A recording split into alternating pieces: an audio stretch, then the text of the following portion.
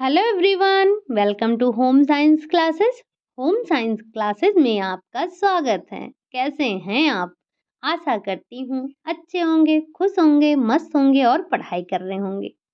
तो आपको पता है कि हमारी चर्चा चल रही है चाइल्ड डेवलपमेंट पर, यानी कि हम डिस्कस कर रहे हैं अपने लास्ट ब्रांच को, पांचवा ब्रांच जो है हमारा चाइल्ड डेवलपमेंट, बाल विकास।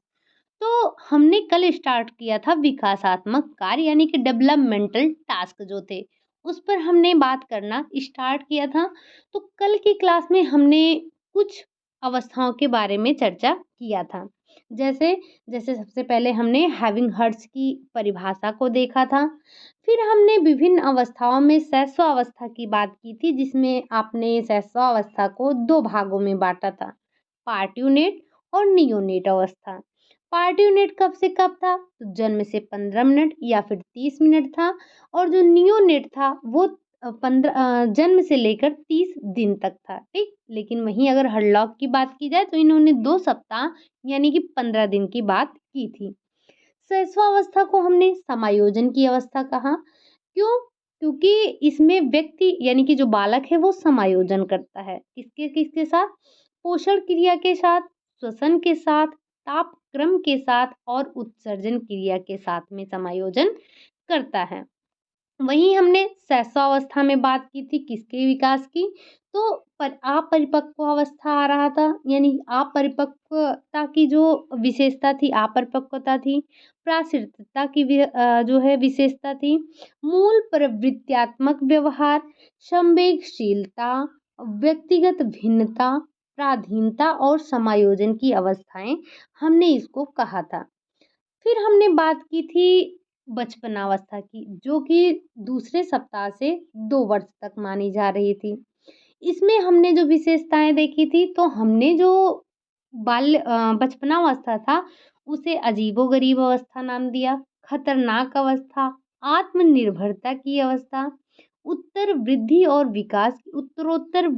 विकास की अवस्था कहा, पुनरावृत्ति की प्रवृत्ति कहा, आत्म केंद्रित व स्वप्रेमी, नैतिकता का अभाव, अनुकरण की प्रवृत्ति, मानसिक क्रियाओं के विकास में तीव्रता और सामाजिक भावना का उदय। तो ये सारी विशेषताएं हमने किस में देखी थी? तो हमने ये सारी विशेषताएं देखी थी बचपनावस्था में। फिर हमने बात की थी पूर्व बाल्यावस्था की। पूर्व बाल्यावस्था की विशेषताओं में हमने क्या क्या देखा? पूर्व शालेय अवस्था देखा, समूह पूर्व की अवस्था देखा, जिज्ञासा वृत्ति की अवस्था देखा, समस्या अवस्था देखा और स्थिरता और शांतिका की अवस्था देखा। साथ ही साथ उत्तर बाल्यावस्था की भी बात हमने की थी। तो उत्तर बाल्यावस्था में क्या था आपका?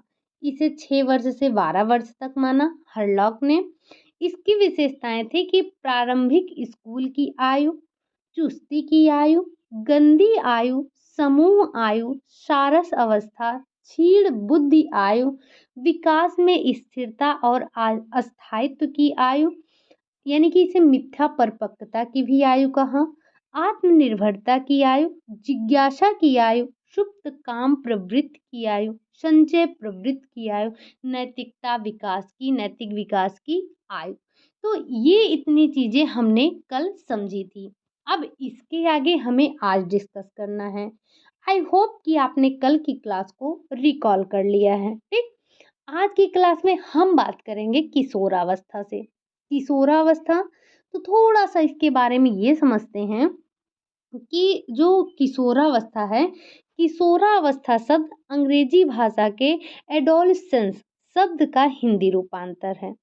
और ये जो एडोलसेंस है, इस शब्द की उत्पत्ति लैटिन भाषा के क्रिया शब्द एडोल्स्कर शब्द से हुई थी, जिसका अर्थ होता है परिपक्वता की ओर बढ़ना। ठीक, ये तो हो गई हमारे किशोरावस्था की बात।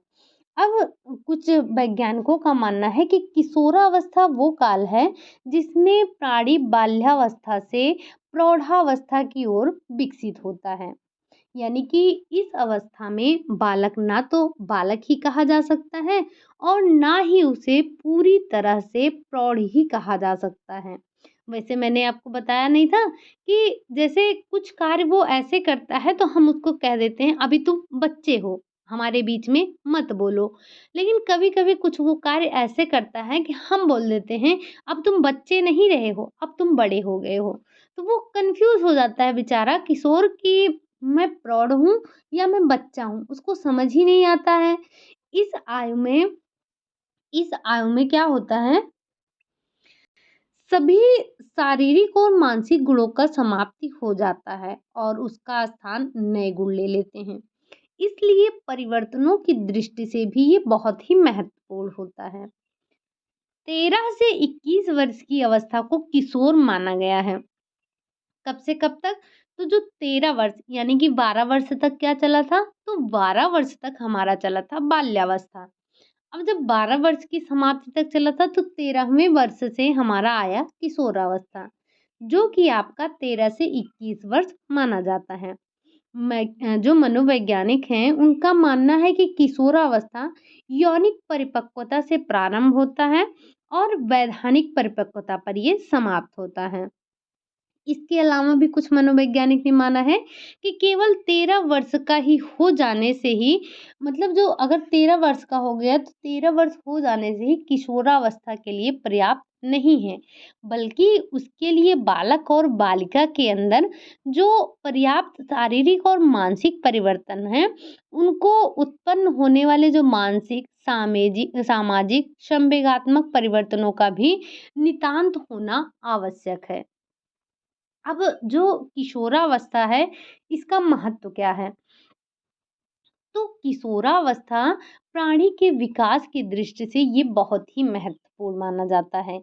ये अवस्था ही प्राणी के भावी जीवन का आधार होता है और उसके प्रौढ़ जीवन की रूपरेखा भी ये निर्धारित करता है। इस आयु में अगर बालक और बालिका अपने जीवन की रूपरेखा को निर्धारित कर लेते हैं, तो निश्चय पूर्व उनका जो भविष्य है, वो उज्जवल हो जाता है। इस आयु में जो माता-पिता हैं, माता-पिता और शिक्षकों का बहुत ही महत्वपूर्ण योगदान होता है। अगर वे इस आयु में अपने कार्यों, विचारों, इन सब के द्वारा बालक के सामने आदर्श प्रस्तुत करते हैं, तो बालक भी उनके आदर्शों का अनुकरण करता है। इस अवस्था में उसके विकास क्रम को जिस कारण जो यौनिक परिपक्वता होती है, विकास क्रम के कारण ही होती है। तो इस अवस्था में उथल-पुथल, संघर्ष और तनाव की अवस्था भी माना गया है, ठीक? क्योंकि बालक और बालिकाओं को अन्य अवस्थाओं की तुलना में बहुत ही गंभीर और जटिल समस्याओं का कारण बनता है, एक सामना करना पड़ता है। तनाव का मुख्य कारण यही होता है कि ये समस्याएँ किशोर बालक और बालिकाओं की व्यक्तिगत होती हैं। वो किसी से चीज़ों को कह नहीं पाते हैं, जो उनके प्रेम, पढ़ाई और रोज़गार से संबंधित होता है। प्रत्येक किशोर बालक और बालिका इस आयु के अंत तक अपने जीवन का एक स्वरूप निर्धारित करना चाहते हैं। इसलिए वे हमेशा तनाव में रहते हैं और अपनी बातों को जो उनके मन में चल रहा होता है, वो किसी से शेयर नहीं करते हैं और वो निरंतर अपने आप ही संघर्ष करते हैं, इनका समाधान करते हैं। इससे इससे एक लाभ ये होता है कि बालक अपने प्रौढ़ जीवन का स्वरूप तो निर्धारण कर लेता है। अब इसी में जो किशोरावस्था आती है, इसकी कुछ विशेषताएँ होती हैं। अब वो विशेषताएँ क्या हैं?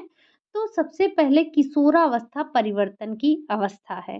किशोरावस्था में अनेक प्रकार के परिवर्तन होते हैं और इस अवस्था में इतना अधिक परिवर्तन होता है कि बालक धीरे-धीरे परिपक्वता प्राप्त कर लेता है। एक मनोवैज्ञानिक हैं बिग और हंट, इनके अनुसार कि किशोरावस्था के समुचित अर्थ को प्रकट करने वाला एक शब्द है, वो क्या है? वो परिवर्तन है। ये परिवर्तन सामाजिक, शारीरिक और मनोवैज्ञानिक होता है। तो जो आपके बिग और हंट महोदय हैं, इन्होंने कहा कि किशोरावस्था के समुचित अर्थ को प्रकट करने के लिए सिर्फ एक ही शब्द काफ़ी है, वो है परिवर्तन। अब ये परिवर्तन क्या है? तो वो शारीरिक है, सामाजिक है और मनोवैज्ञानिक होता है। किशोरावस्था के परिवर्तन में शारीरिक परिवर्तन प्रमुख होता है, जिसमें यौनांगों का विकास होता है। जिससे जो बालक हैं उनमें दाढ़ी और मूंछ निकलने लगती हैं, उनकी आवाज़ भारी हो जाती है। वहीं बालिकाओं में वक्ष स्थल का विकास होता है और उनकी वाणी में मधुरता देखने को मिलती है। साथ ही साथ मासिक स्राव भी आरंभ हो जाता है, ठीक? इन शारीरिक परिवर्तनों से बालक और बालिकाओं में कामेच्छा जागृत हो जाती है। इसके अतिरिक्त ज्ञानेंद्रियों का विकास भी पूर्ण विकसित हो जाता है। मानसिक और हृदय अनुपात में आ जाते हैं और लंबाई की भी इनकी पूरी वृद्धि हो जाती है। तो ये सारी समस्याएं, ये सारे परिवर्तन हमें देखने को मिलते हैं किशोरावस्था में, ठीक? ये तो रही इसकी पहली विशेषता। अब इसकी अगली विशेषता क्या है? अगली विशेषता है कि किशोर कामुकता के जागरण की अवस्था है। किशोरावस्था जो है वो कामुकता के जागरण की अवस्था है। जैसा कि पहले ही बता चुके हैं कि यौन परिपक्वता आने के कारण बालक और बालिकाओं में जो सेक्स डिज़ायर होता है उनकी जागृत हो जाती है, जिससे वो विषम लिंगी भावना का विकास हो जाता है और ये इतनी प्रबल होती है कि सही निर्देशन के अभाव में बालक भ्रमित हो जाता है, ठीक? तो ये विशेषताएँ किसमें आती हैं? ये आती हैं जो है किशोरावस्था में। स्टेनली हॉल ने अपनी पुस्तक एडोलसेंस में लिखा है कि किशोर 2 प्रकार की भावनाओं का उदय होता है। किशोरावस्था में 2 प्रकार की भावनाओं का उदय होता है। पहला है समाज संबंधी और दूसरा है काम संबंधी। और वहीं रॉस का मानना है कि किशोरावस्था में कामुकता 3 प्रकार की होती है।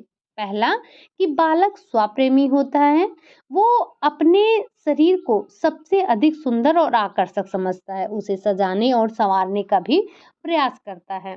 वहीं दूसरी अवस्था उन्होंने सजातीय कामुकता की मानी है, जिसमें किशोर अपने ही लिंग के साथियों के साथ मित्रता करना पसंद करता है।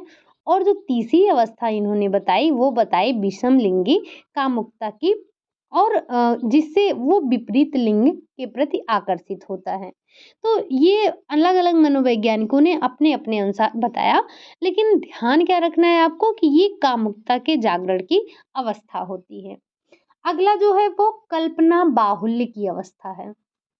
कल्पना बाहुल्य ये हम विशेषता देख रहे हैं, ठीक? तो इस आयु में बालकों में जो कल्पना है, कल्पना की प्रधानता होती है। किशोरों का जो अधिक से अधिक समय है वो काल्पनिक संसार में बीतता है। काल्पनिक संसार में रहने के कारण वो शांत और अंतर्मुखी हो जाता है। काल्पनिक संसार में रहने के कारण उसकी अपनी व्यक्तिगत समस्याएं होती हैं, जिसे वो दूसरों के सामने प्रदर्शित नहीं करता है। तो विशेष रूप से जो कल्पना बाहुल्य प्रेम संबंधी समस्याओं के कारण होता है। काल्पनिक यानी कि जो बच्चा होता है या जो किशोर होता है वो कल्पनाओं में जीता है। काल्पनिक जगत के माध्यम से बालक उन सभी बातों को साकार कर लेता है जो वास्तविक जगत में जल्दी से आसानी से नहीं हो पाती हैं। वास्तविक जीवन को निराशाओं और कठोरताओं से ग्रसित होकर ही वो काल्पनिक जो संसार है उसका निर्माण करता है। और विभिन्न रूपों जैसे कला हो गया, साहित्य हो गया, संगीत हो गया, चित्रकारी हो गया, इन सभी के माध्यम से अपनी दमित भावनाओं को प्रकट करता है और लेखक, कवि, संगीतकार ये सारी चीज़ें बन जाता है, ठीक? अगली जो विशेषता है वो है संवेगात्मक अस्थिरता। संवेगात्मक अस्थिरता की अवस्था का क्या मतलब है कि किशोरावस्था में बालकों का जीवन अत्यधिक भावनात्मक होता है। उसमें संवेगात्मक अस्थिरता पाई जाती है।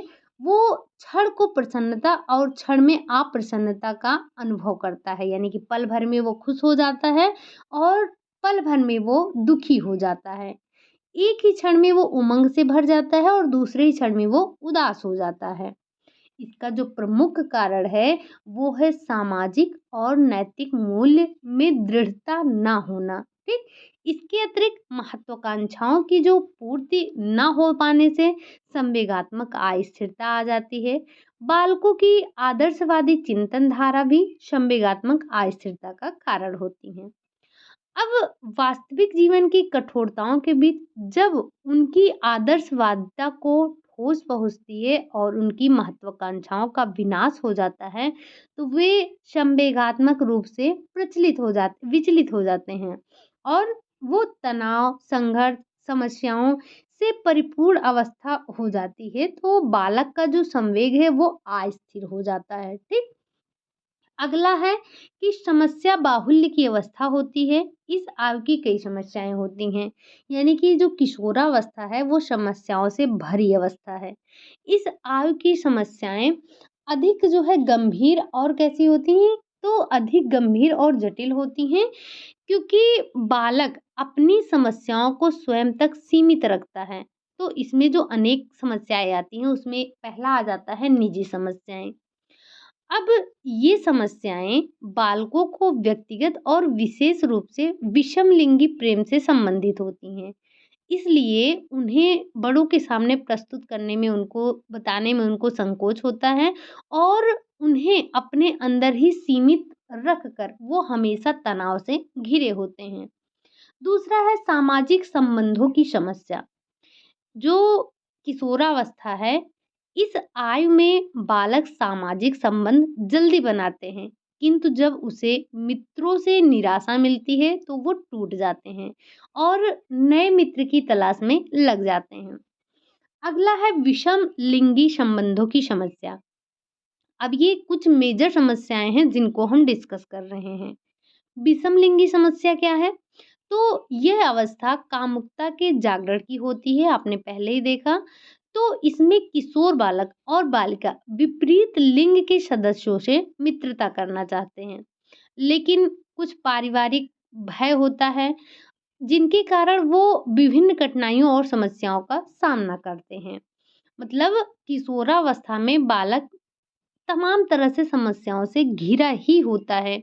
जो बालक इन समस्याओं का समाधान कर लेते हैं, उनका जो आने वाला जीवन होता है वो अच्छे से व्यतीत होता है और वो परिवार, समाज, समूह के साथ अच्छी तरह से समायोजन भी कर लेते हैं। ठीक? तो ये कुछ जो है बालक की समस्याएं थी। अब अगली समस्या क्या है, यानी कि अगली विशेषता क्या है? तो वो है तनाव और परेशानी की अवस्था। जो किशोरावस्था है वो तनाव और परेशानी की अवस्था है। तनाव और परेशानी यानी कि किशोरावस्था तीव्र परिवर्तनों की अवस्था है। इस अवस्था में जो शारीरिक और मानसिक परिवर्तन होते हैं, इनमें इतनी तेजी होती है कि बालक और बालिका एकाएक इन नए परिवर्तनों के साथ समायोजन नहीं कर पाते हैं और वे परेशानी और तनाव से ग्रसित रहते हैं हमेशा। ठीक?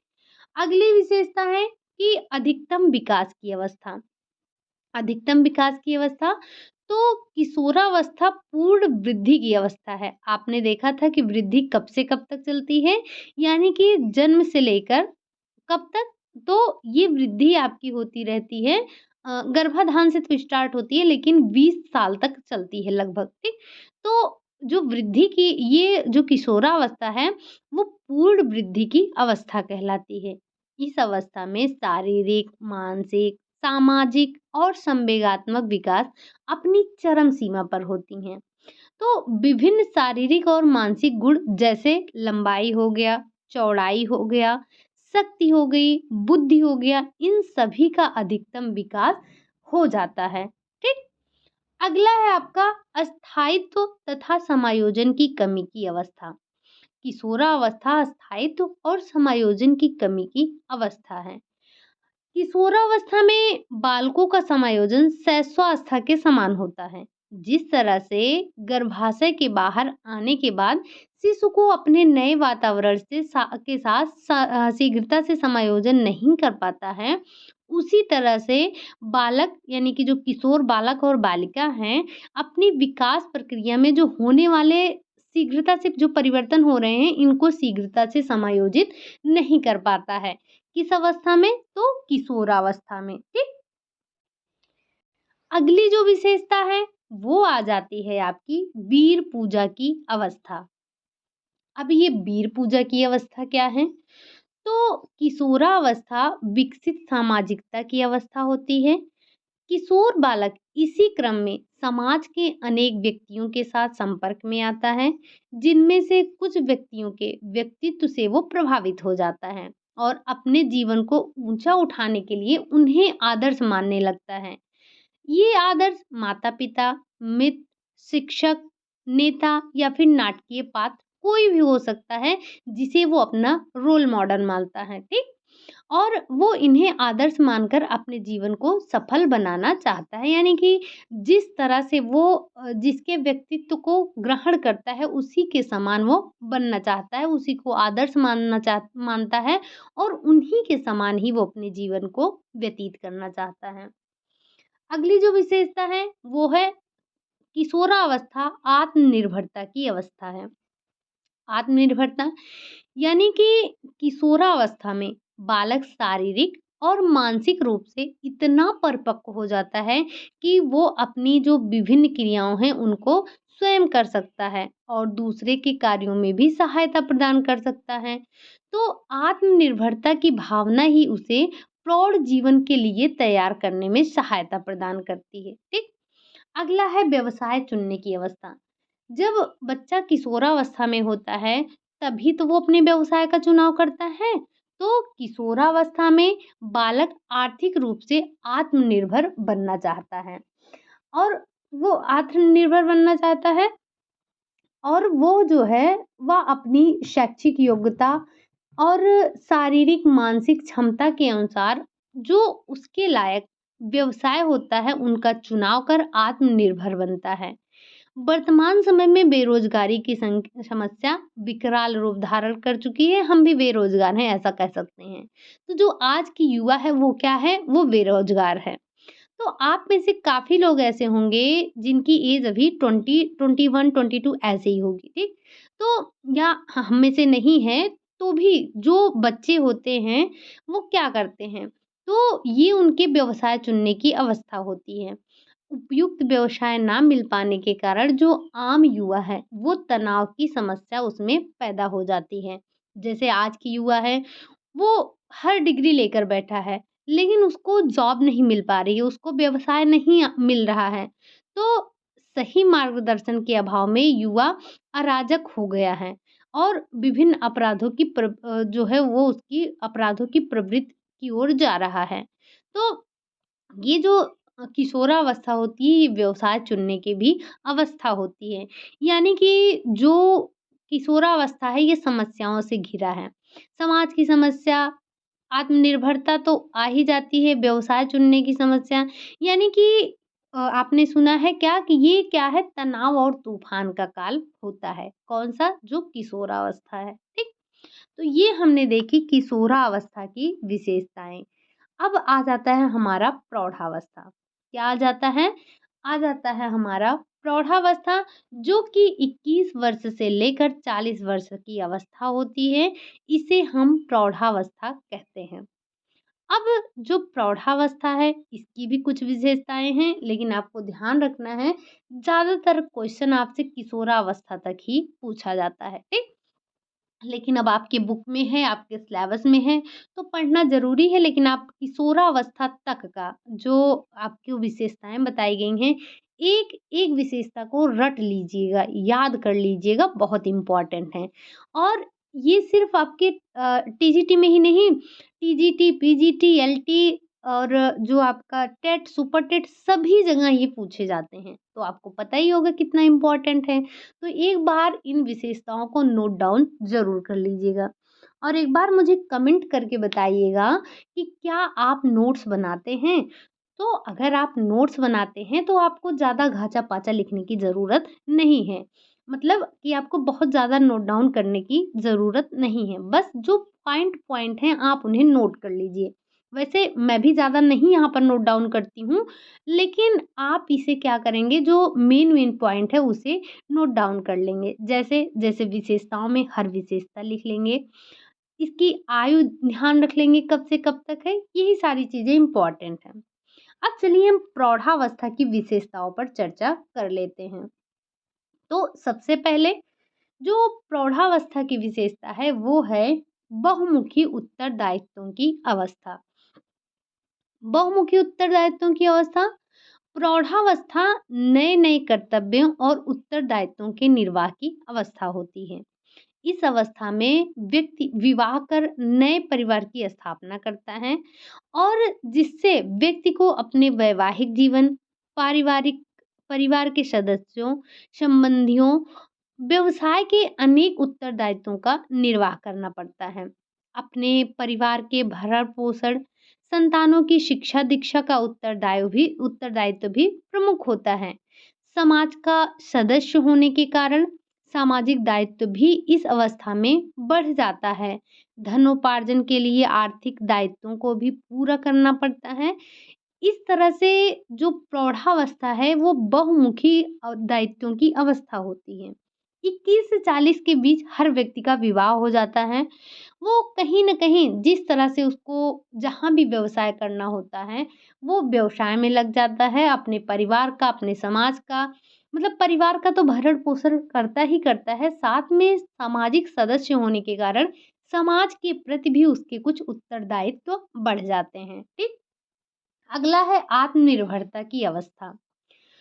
इस अवस्था में प्राणी नए परिवार की स्थापना करता है।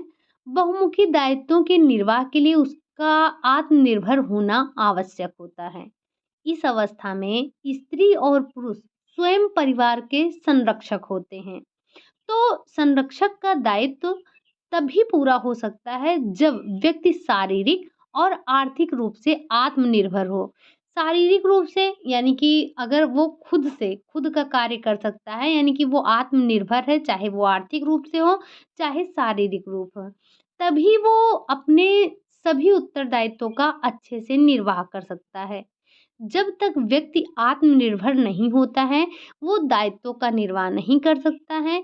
जिन बच्चों को अपने माता-पिता का अधिक संरक्षण प्राप्त होता है, वो इस आयु में आत्मनिर्भर नहीं हो पाते हैं। जैसे आपने देखा होगा कि कुछ बच्चे होते हैं कि उनके माता-पिता उनको इतना संरक्षण देते हैं कि बच्चा आत्मनिर्भर बन ही नहीं पाता है। तो जिन बच्चों को माता-पिता बहुत ज़्यादा लाड प्यार देते हैं, लाड प्यार का मतलब ये नहीं है, मतलब कि जिनको बहुत ज़्यादा उनका हर कार्य वो स्वयं करते हैं, बाहर भी कहीं अकेले नहीं जाने देते हैं, साथ में ही जाते हैं। तो जब वो पूर्ण तरह से अपने बच्चे का संरक्षण करते हैं, तो ऐसे बच्चे अब खुद आत्मनिर्भर नहीं बन पाते हैं और इससे उनको जो है अनेक समस्याओं का सामना करना पड़ता है। अगली जो विशेषता है वो है समायोजन की अवस्था। प्रौढ़ावस्था में जीवन को सुचारू रूप से चलाने के लिए कई प्रकार का समायोजन करना पड़ता है। सबसे पहले तो वैवाहिक जीवन के साथ समायोजन करना पड़ता है, क्योंकि दो अलग परिवार से आए हुए पति-पत्नी की रुचियाँ, महत्वाकांक्षाएँ, मूल ये सारी चीज़ें समान नहीं होते हैं। तो जब मूल्य समान नहीं है, रुचियाँ समान नहीं हैं, महत्वाकांक्षाएँ सामान्य नहीं हैं, तो समस्या तो होगी ही। वैवाहिक समायोजन के लिए पति और पत्नी को एक दूसरे की भावना का आदर करना होता है। वैवाहिक समायोजन ना होने पर परिवार विघटित हो जाता है और तलाक जैसी समस्याएं भी उत्पन्न हो जाती हैं। ठीक? और वैवाहिक समायोजन के अलावा पारिवारिक सदस्यों तथा व्यवसाय के साथ भी समायोजन करना पड़ता है। परिवार के सभी सदस्यों के साथ हमेशा अच्छे संबंध का विकास करना पड़ता है। उनके लिए धनोपार्जन के लिए व्यावसायिक क्षेत्र में भी समायोजन करना पड़ता है। तो इसलिए आप इस अवस्था को भी समायोजन की अवस्था कहते हैं। ठीक? अगली है उपलब्धियों की अवस्था। उपलब्धियों की अवस्था क्या है? उपलब्धियों की अवस्था। इस आयु में व्यक्ति बहुत महत्वाकांक्षी होता है। वो अपने पारिवारिक, सामाजिक, आर्थिक और राजनैतिक क्षेत्र में बड़ी-बड़ी उपलब्धियाँ कमाना चाहता है या फिर उपलब्धियों को पाने की जो कामना है, जो इच्छा है उसे वो रखता है। और और इसके लिए वो निरंतर प्रयत्नशील भी रहता है। जो व्यक्ति अपने इन प्रयासों में सफल हो जाते हैं, उसका विभिन्न क्षेत्रों में विकास होता है। वो अपने पारिवारिक, सामाजिक, आर्थिक और राजनैतिक जीवन में भी प्रगति की ओर अग्रसर होते हैं। ठीक? तो ये 4 प्रमुख विशेषताएँ थी किसकी? प्रौढ़ावस्था की। अब जैसे-जैसे हमारी अवस्थाएँ वृद्धि की ओर यानी कि समाप्ति की ओर जा रही हैं, वैसे-वैसे उनकी विशेषताएँ कम होती जा रही हैं। हमने आपको पहले भी बताया कि यहाँ से क्वेश्चन बहुत कम पूछे जाते हैं। अब अगला है मध्यावस्था। मध्यावस्था क्या है? तो मध्यावस्था 41 से लेकर 60 वर्ष तक होती है। मध्यावस्था की भी कुछ विशेषताएँ होती हैं। वैसे मध्यावस्था, वृद्धावस्था ये सारी अवस्थाएँ आपने एक बार विकास की अवस्थाओं में पढ़ रखा है, लेकिन फिर भी हमें पढ़ना है। तो मध्यावस्था की विशेषता क्या है? इसकी प्रमुख 3 विशेषताएँ हैं। क्या? शारीरिक और मानसिक परिवर्तन की अवस्था। इस अवस्था में शारीरिक और मानसिक परिवर्तन तेजी से होता है। स्त्री और पुरुषों में संतानोत्पत्ति शक्ति समाप्त हो जाती है। ठीक। मानसिक परिवर्तन के अंतर्गत व्यक्ति की रुचियां, मनोवृत्तियों, इनमें परिवर्तन दिखाई देता है। व्यक्ति गंभीर और यथार्थवादी हो जाता है। धर्म में आस्था बढ़ जाती है। आपने देखा होगा 40 साल के बाद जब देखेंगे तो जो ज़्यादातर स्त्रियाँ, इनका जो पूजा पाठ है उनकी तरफ रुझान बढ़ जाता है, ये ज़्यादा धार्मिक हो जाती हैं। वैसे तो पुरुष भी धार्मिक होते हैं, लेकिन पुरुषों की अपेक्षा आप देखेंगे तो जो महिलाएँ होती हैं वो ज़्यादा धार्मिक हो जाती हैं, वो बहुत ज़्यादा पूजा पाठ करने लगती हैं। तो इससे उनके जो मानसिक परिवर्तन है, मानसिक परिवर्तन भी आ जाता है। अगली विशेषता है कि सामाजिक संबंधों का अधिक विकास होना। मतलब सामाजिक संबंधों का दायरा इनका बढ़ जाता है। किस अवस्था में? तो जब मध्यावस्था आती है, तो मध्यावस्था में व्यक्ति का जो सामाजिक दायरा है, वो बढ़ जाता है। व्यक्ति अच्छे सामाजिक संबंध बनाना चाहता है। सामाजिक संबंधों की दृष्टि से यह अवस्था विकसित सामाजिकता की अवस्था कहलाती है। किस लिए? ये जो सामाजिक दृष्टि से, जो सामाजिक संबंधों की दृष्टि से ये क्या कहलाती है? विकसित सामाजिकता की अवस्था कहलाती है। इस अवस्था में व्यक्ति सामाजिक ज़्यादा हो जाता है, क्योंकि 40 वर्ष तक तो वो इतनी समस्याओं से घिरा होता है। कभी उसको व्यवसाय से समायोजन करना है, तो कभी उसको अपने अपने शरीर से समायोजन करना है, कभी अपने परिवार में समायोजन करना है, अपने वैवाहिक जीवन के साथ समायोजन करना है। तो व्यक्ति इन सारी चीज़ों में काफ़ी उलझा रहता है, तो इसलिए वो समाज में उतना समय नहीं दे पाता है, समाज को उतना ज़्यादा ये महत्व नहीं दे पाता है। लेकिन जब ये मध्यावस्था में आता है तो इसके सामाजिक संबंधों का दायरा बढ़ जाता है। अब देखेंगे कि आपके पास-पड़ोस के व्यक्तियों से उतना संबंध नहीं होगा जितना कि आपकी मम्मी का है, जितना कि पापा का है, ठीक? तो जैसे-जैसे अवस्था बढ़ती है, यानी कि जो मध्यावस्था आती है, तब व्यक्ति का समाज के प्रति रुझान बढ़ जाता है। समाज में उसकी मित्रता ज़्यादा हो जाती है, उसका उठना-बैठना समाज के लोगों से, पास-पड़ोस के लोगों से ज़्यादा हो जाता है।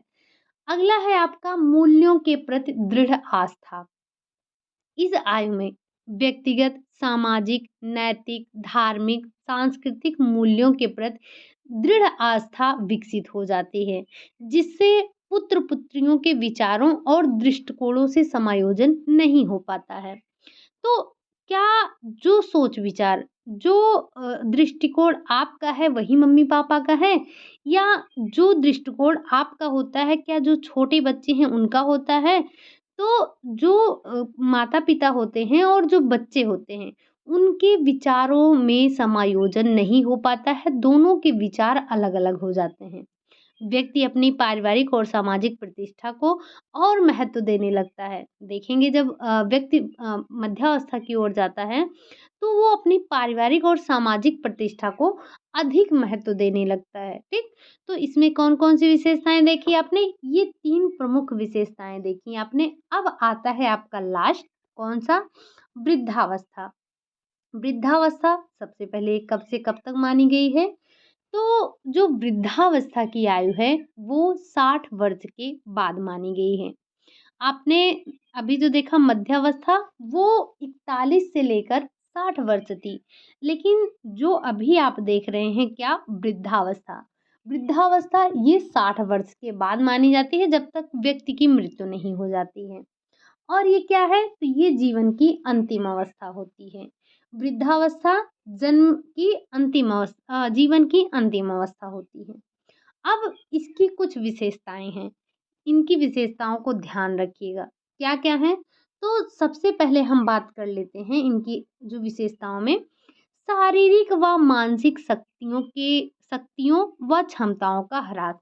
जो वृद्ध व्यक्ति होता है उसकी शारीरिक और मानसिक शक्तियों का ह्रास होने लगता है। आपने देखा होगा कि क्या जैसा अभी आपका शरीर है वैसा मम्मी-पापा का है या जो वृद्ध हैं उनका है, तो उनकी जो शारीरिक शक्ति है वो कमज़ोर हो जाती है। मानसिक शक्तियों की भी जो मानसिक शक्तियाँ हैं वो भी घट जाती हैं, व्यक्ति चीज़ों को भूलने लगता है, उसे याद ही नहीं रहता है। कभी-कभी तो आप ऐसा देखेंगे कि जैसे घर में कोई वृद्ध है, आपने कहा चलिए खाना खा लीजिए, पिताजी, दादाजी मानते हैं, दादाजी हैं, तो आपने कहा दादाजी चलिए खाना खा लीजिए। दादा बोलेंगे अरे! अभी तो हमने खाया था। या फिर ऐसा हो सकता है कि दादा ने अभी खाना खाया हो और 2 घंटे बाद दादा रोने लगें और बोलें कि आज तो हमें कोई खाना ही नहीं पूछा। ऐसा होता है, आपने देखा होगा जो वृद्ध व्यक्ति होते हैं उनमें जो भूलने की प्रवृत्ति होती है, बहुत होती है। तो वो खाना खाए रहेंगे, बोलेंगे हमने खाना ही नहीं खाया। ऐसे मेरे दादाजी थे, तो वो सुबह खाना खाते थे तो शाम को बोलते थे, "अरे! कितने दिन हो गए हमने अरहर की दाल नहीं खाई।" जबकि सुबह ही खाए रहते हैं और फिर शाम को भूल जाते थे, है नहीं? थे, ठीक? तो इनकी जो भूलने की प्रवृत्ति होती है वो बहुत ज़्यादा होती है। वो बात-बात पर रोने लगते हैं, बात-बात पर हँसने लगते हैं। तो हम ये कह सकते हैं कि वृद्धावस्था में व्यक्ति बालकों जैसा हो जाता है यानी कि शैशवावस्था जैसी उसकी प्रवृत्ति हो जाती है। रुचियों और मनोवृत्तियों में तेजी से परिवर्तन आते हैं, जिससे समायोजन क्षमता में कमी आ जाती है। यानी कि जो उनकी रुचियाँ हैं और जो उनकी मनोवृत्तियाँ हैं, वो बहुत जल्दी परिवर्तित होती हैं। अब इतनी जल्दी जब परिवर्तन हो रहा है तो समायोजन में समस्या आएगी ही आएगी। महत्वाकांक्षाएँ कम हो जाती हैं, जो उनकी महत्वाकांक्षाएँ हैं, वो कम हो जाती हैं।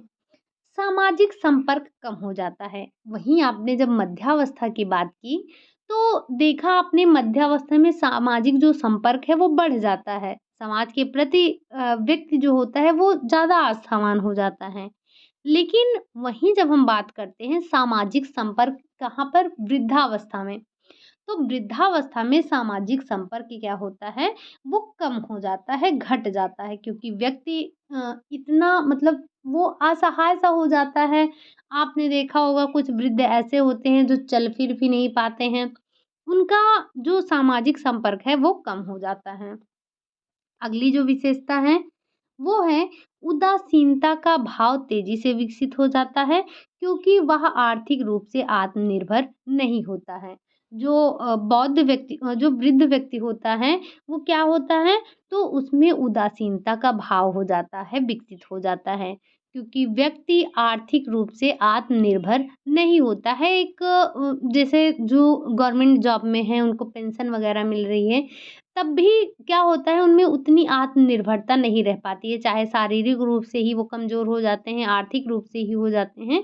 तो ज़रूरी नहीं है कि सिर्फ़ वो आर्थिक रूप से बल्कि वो शारीरिक रूप से भी कमज़ोर हो जाते हैं, तो उनमें कुछ ऐसे उदासीनता की भावना आ जाती है, ठीक? बौद्धिक योग्यता, रचनात्मक क्षमता, चिंतन और सीखने की क्षमता में कमी आ जाती है। जो वृद्ध व्यक्ति होते हैं, उनकी जो बौद्धिक क्षमता होती है, जो रचनात्मक क्षमता होती है, चिंतन और जो सीखने की क्षमता होती है, इन सभी में कमी आ जाती है। जिस तरह से एक प्रौढ़ व्यक्ति एक किशोर बालक सीखता है, उनमें उसकी आधी भी क्षमता नहीं रह पाती है, ठीक? तो इन सभी में उनका ह्रास होता है यानी कि कमी आ जाती है। अगला है आपका देखने व सुनने की शक्ति कम हो जाती है। जो वृद्ध व्यक्ति होते हैं, उनके देखने, उनके सुनने, उनके सभी क्षमताएँ जो होती हैं, उनमें कमी आ जाती है। संवेगात्मक अस्थिरता आ जाती है। संवेगात्मक अस्थिरता जैसे आपने देखा शैशवावस्था में जो बालक होता है तो वो क्या होता है, वो संवेगात्मक रूप से अस्थिर होता है, उसमें संवेगात्मक स्थिरता नहीं पाई जाती है, वो क्षण भर में खुश हो जाता है और क्षण भर में वो दुखी हो जाता है। तो हम ये कह सकते हैं कि जो हम वृद्धावस्था होती है, वो शैशवावस्था का ही रूप होता है। इसमें कुछ वृद्ध बालकों जैसा प्रदर्शन करने लगते हैं, यानी कि बात-बात पर रोने लगते हैं। जैसे अभी दादी ही हैं, तो अगर घर में कुछ काम है और वो बूढ़ी हो चुकी हैं, वो खुद से कुछ नहीं कर सकती हैं और थोड़ी देर हो गई उनको किसी ने खाना-पीना नहीं पूछा। हो सकता है घर के व्यक्ति हैं, नहीं ध्यान गया, वो काम में बिज़ी हैं। तो दादी क्या करेंगी, रोने लग जाएँगी कि हमको किसी ने खाना नहीं पूछा, हम कर नहीं सकते हैं, तो हमें कोई खाना ही नहीं पूछा। तो वो उनके अंदर ना ऐसे बच्चों जैसी भावना आ जाती है, वो बालकों जैसे बच्चों जैसा व्यवहार करने लगते हैं। तो उनमें संवेगात्मक अस्थिरता पाई जाती है। तो जैसे एक घर में अगर कोई वृद्ध है और कोई बच्चा है, तो हमें दोनों की देखभाल की आवश्यकता होती है।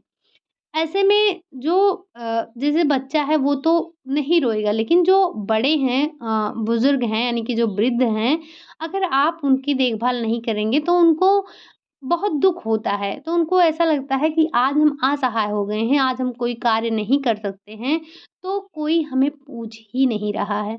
उनके अंदर ऐसी भावना आ जाती है, लेकिन हमें पता है कि ऐसा नहीं होता है। हाँ, काम ज़्यादा था तो हो सकता है कि व्यक्ति कहीं व्यस्त था तो वो नहीं ध्यान दे पाया, लेकिन वृद्ध क्या होते हैं वो बालकों जैसा व्यवहार करने लगते हैं, रोने लगते हैं, ठीक? तो ये सारी विशेषताएँ किसकी थी? वृद्धावस्था की। हमने देखा क्या देखा? हमने जो अभी तक हमने देखा वो अपनी सभी अवस्थाओं में जो क्रियात्मक विकास हो रहे थे, उनको देखा। जैसे शैशवावस्था में, बचपनावस्था में, पूर्व बाल्यावस्था में, उत्तर बाल्यावस्था में, किशोरावस्था, प्रौढ़ावस्था, मध्यावस्था और लास्ट में हमने देखा वृद्धावस्था में किस तरह से क्रियात्मक विकास हो रहे थे। तो आज हमारा ये डेवलपमेंटल टास्क पूरा हो गया और अगर हम बुक में देखें अपनी तो हमारा एक यूनिट समाप्त हो गया। अगली जो हमारी क्लास होगी उसमें हम देखेंगे मातृकला एवं शिशुपालन के बारे में समझेंगे, उनके अर्थ को समझेंगे, उनके महत्व को समझेंगे। तो ये सारी चर्चाएँ होंगी हमारी कल। आज हमारा डेवलपमेंटल टास्क पूरा हो चुका है। तो आप में से जिसने भी ये क्लास कल नहीं देखी थी, एक बार ज़रूर देख लीजिएगा क्योंकि ये आधी क्लास है आपकी। इससे पहले की क्लास जब आप लेंगे, कल की क्लास 1 घंटे की थी, 1 घंटे से ज़्यादा की थी, तो उसकी भी ले लीजिएगा और आज की क्लास जब ले लेंगे तो आपका डेवलपमेंटल टास्क पूरा हो जाएगा, ठीक? तो बस आज के लिए यही इतना रखते हैं। अगर आप में से किसी ने भी टेलीग्राम जॉइन नहीं किया है, तो टेलीग्राम जॉइन कर लीजिए। वहाँ पर रोज़ रात 9 बजे क्विज़ होती है, तो आप क्विज़ करके अपनी जो तैयारी है उसे और मज़बूत बना सकते हैं, ठीक? तो बस आज के लिए यही इतना रखते हैं। क्लास आपको कैसी लगी? एक कमेंट कर दिया कीजिए। कमेंट करने में क्या ही जाता है आपका? पैसा लगता है क्या? ज़्यादा समय लग जाता है क्या? इतनी देर तो आप रील स्क्रॉल करके देखते रह जाते हैं। तो 2 मिनट का समय लगता है एक लाइक करने में, चैनल को सब्सक्राइब भी कर दीजिए अगर नहीं किया है। साथ ही साथ कमेंट भी कर दिया कीजिए, कमेंट करने से मुझे मोटिवेशन मिलता है और कुछ नहीं मिलता है, ठीक? अगर आपको लगता हो कि कमेंट करने से या फिर लाइक करने से कुछ मिलता है, तो नहीं भाई कुछ नहीं मिलता है, लेकिन जो मिलता है यानी कि कहने का मतलब जो मोटिवेशन मिलता है, जो खुशी मिलती है ना, उसकी उसकी बात ही नहीं कर सकते हैं, क्या मिलता है, ठीक? बाकी आपका समय थोड़ा-सा लगता है, पैसा नहीं लगता है। तो लाइक कर दिया कीजिए, कमेंट भी कर दीजिए करें और साथ ही साथ शेयर ज़रूर कर दिया कीजिए क्योंकि ये क्लास कुछ लोगों को शायद ना अच्छी लगती हो लेकिन कुछ लोगों के लिए बहुत इम्पोर्टेंट है। क्योंकि जो आप थ्योरी की क्लास देखते हैं वैसे आपको ये प्रैक्टिस सेट तो काफ़ी मिल जाएगा लेकिन मुझे नहीं लगता कि थ्योरी इतनी डिटेल में आपको मिल पाएगी, वो भी पूरी की पूरी। तो आपको अगर नहीं ज़रूरत है तो और किसी को शेयर कर दिया कीजिए। एक-एक लोगों को शेयर करेंगे तब भी काफ़ी लोगों तक पहुँच जाएगा। पूरे 1 हफ्ते का रिकॉर्ड मेरे पास आता है तो 30 शेयर, 10 शेयर, 50 शेयर इससे ज़्यादा शेयर नहीं रहते हैं। ठीक? तो इसमें पैसा नहीं लगता है, मेहनत भी नहीं लगता है, बस 4 से 10 सेकंड का टाइम लगता है। तो क्लास अगर आपको अच्छी लगी हो तभी लाइक कीजिएगा, तभी कमेंट कीजिएगा, ठीक? मिलते हैं नेक्स्ट क्लास में एक नए टॉपिक के साथ। तब तक के लिए बाय बाय, टेक केयर।